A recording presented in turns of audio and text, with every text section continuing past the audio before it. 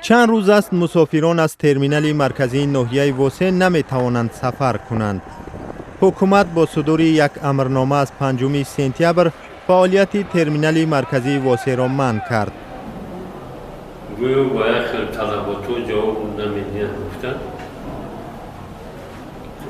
همین رو در اساس همین فرمون منع کردن نقلیات های مسافر کشانی که در جمعیت ما شرطنامه دارن کار میکنن. ترمینال مذکور به جمعیت سید عبدالجبار تعلق داشته از آنجا به 15 سمت مسافربرها می روند. حکومت محلی گفته است جمعیت باید حالت سانیتاری و گیگینی، بخطری از سوختار و شرایط مسافرکشی را خوبتر کند. مسئولین ترمینال را این موقع حکومت حیران کرده است و دعوا دارند حالت ترمینال از جانب اداره‌های دخلدار دائم تفتیش میشد و اراده به آنها نداشتند. دیگر شرایطی که با همین طلبات ترمینال فعالیت کردنش ضرور است ما داریم. از اون جمله از خدمات دولتی نظارت و تنظیم در ساحه نقلیات در جمهوری تاجیکستان اجازتنامه داریم درباره ترمینال مسافرکشانی و داریم اجازتنامه درباره مسافرکشانی. در ترمینال مرکزی واسه 83 مسافربر با اجازتنامه شرکت سید عبدالجبار کار میکنند.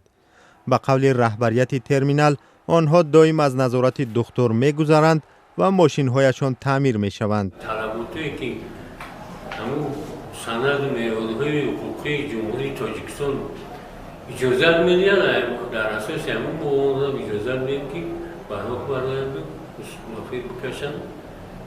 خلاصه یکم کمبودی نشود در حساب نقل. حالا کارمندان میلیسا مسافربرها را از حدود ترمینال به نزدیکی های بازار نوتاسیس سلطان کبیر میراند. ما در تنگین داریم خونه داریم پس مسافر میکشیم. خیلی که مسافری مگیجو کردیم ما فرزند داریم زندگی داریم. وارد ما راسته که بوده سلطان کبیر مانده. این سلطان کبیر هم بازار شخصیه. این بازار شخصیه. بین شخصی و حکومت چه بین نمیتونه. ممکنه بین حکومت و اومدن.